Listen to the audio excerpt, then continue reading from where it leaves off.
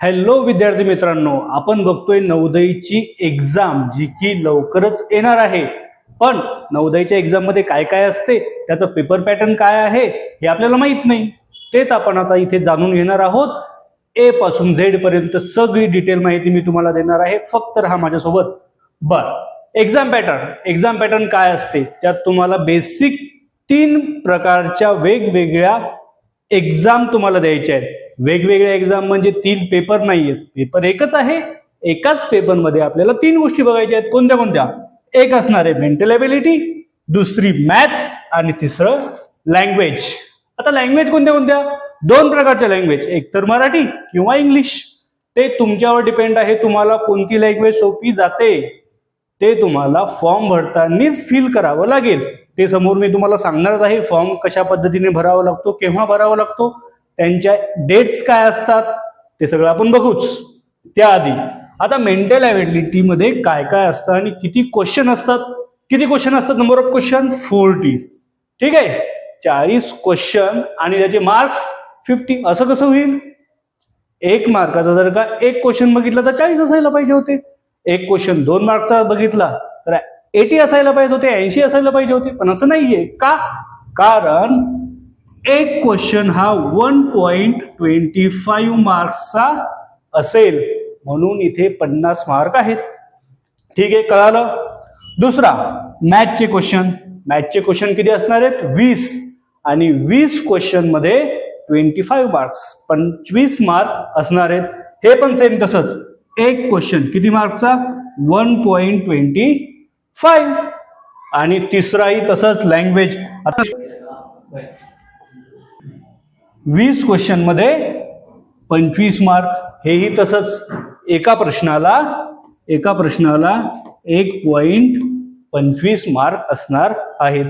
तुम्हाला तिन्ही विषयांबद्दल व्यवस्थित कळालं की लँग्वेज मध्ये 20 क्वेश्चन, मॅथ मध्ये 20 क्वेश्चन आणि मेंटल एबिलिटी मध्ये 40 क्वेश्चन. अशा प्रकारे हा आपला टोटल 100 मार्काचा पेपर असणार आहे. आणि सगळे प्रश्न किती आहेत? 80 प्रश्न आहेत. आता यामध्ये क्वेश्चन कसे असणार आहेत? आपल्याला पूर्ण आन्सर लिहायचं आहे का? नाही. हे ऑब्जेक्टिव्ह टाईप एक्झाम असते. ऑब्जेक्टिव्ह म्हणजे काय हे पण माहित नाही आपल्याला, तेही आपण बघणार आहे. मी तुम्हाला आन्सर शीट आणि क्वेश्चन पेपर दोन्हीही दाखवणार आहे की ते पेपर कसे असतात, त्याची उत्तरपत्रिका कशी असते, आपल्याला कशी उत्तर तिथे लिहावे लागणार आहेत. लिहावे लागणारच नाही, गोल गोल करावं लागतं, जसं की राऊंड राऊंड राऊंड राऊंड. ठीक आहे. त्याचेही काही नियम असतात. त्याचेही काही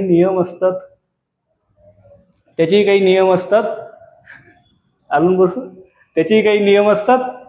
black colour, blue colour, red colour, कोणत्या कलरचे पेन वापरायचे तेही मी तुम्हाला सांगेन.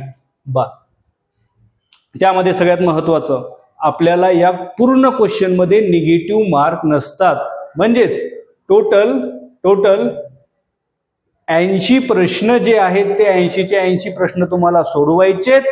एकही प्रश्न वगळायचा नाही, जेणेकरून तुम्हाला येऊ किंवा न येऊ, क्वेश्चन चुकीचा जरी झाला तरी निगेटिव्ह मार्किंग नाहीये. टोटल पेपर हा 2 तासाचा असतो. पूर्ण पेपर हा 2 तासाचा असतो. हे काय टोटल पेपर हा 2 तासाचा असतो. 2 तासामध्ये तुम्हाला या तिन्ही प्रकारचे टोटल 80 प्रश्न सोडवावे लागणार आहेत. यामध्ये कोणताही ब्रेक नसतो. तुम्हाला पूर्ण 2 तास या पेपरला द्यायचे आहेत. आता मॅथ मध्ये काय काय असतात? काही टॉपिक लिहिलेले आहेत, पण इतकेच टॉपिक नाहीयेत. टोटल 10 ते 12 चॅप्टर असतात.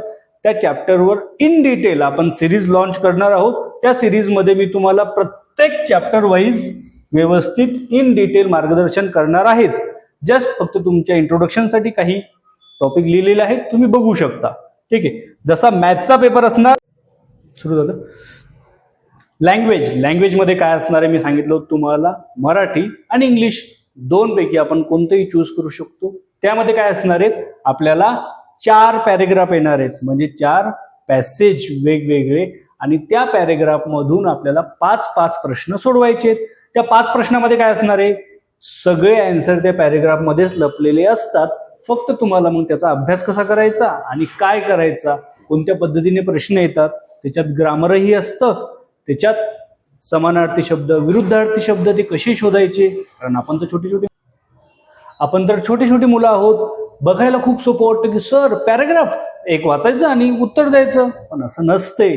ठीक आहे, त्यात शोधायची एक पद्धतही असते, ते आपण सगळं बघणार आहोतच.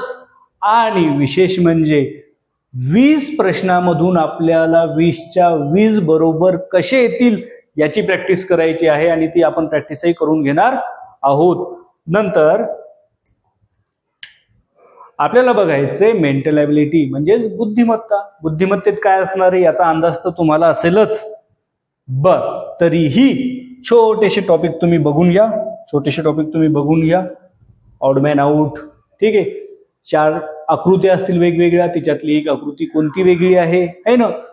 आरशात चित्र बघितलं तर ते कसं दिसतं, पाण्यात कसं दिसतं, है ना. अशा बऱ्याचशा गोष्टी असतात. जर एका